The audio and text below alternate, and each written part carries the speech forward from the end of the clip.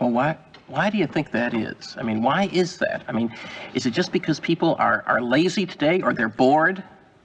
I mean, are we just like bored, spoiled children who've just been lying in the bathtub all day, just playing with their plastic duck, and now they're just thinking, well, what can I do? Okay, yes, we're bored. We're all bored now.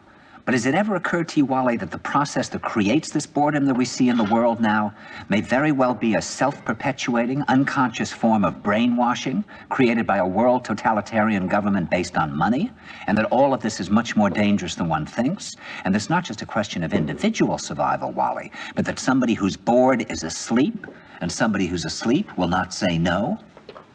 See, I keep meeting these people. I mean, just a few days ago, I met this man whom I greatly admire. He's a Swedish physicist, Gustav Bjornstrand, and he told me that he no longer watches television, he doesn't read newspapers, and he doesn't read magazines. He's completely cut them out of his life because he really does feel that we're living in some kind of Orwellian nightmare now, and that everything that you hear now contributes to turning you into a robot. And when I was at Findhorn, I met this extraordinary English tree expert who had devoted his life to saving trees. Just got back from Washington, lobbying to save the redwoods. He's 84 years old. He always travels with a backpack because he never knows where he's going to be tomorrow.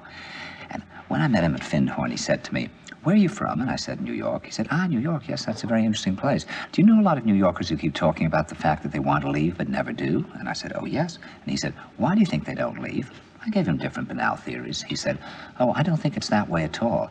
He said, "I think that New York is the new model for the new concentration camp, where the camp has been built by the inmates themselves, and the inmates are the guards, and they have this pride in this thing they've built. They've built their own prison, and so they exist in a state of schizophrenia, where they are both guards and prisoners, and as a result, they no longer have, having been lobotomized, the capacity to leave the prison they've made, or to even see it as a prison."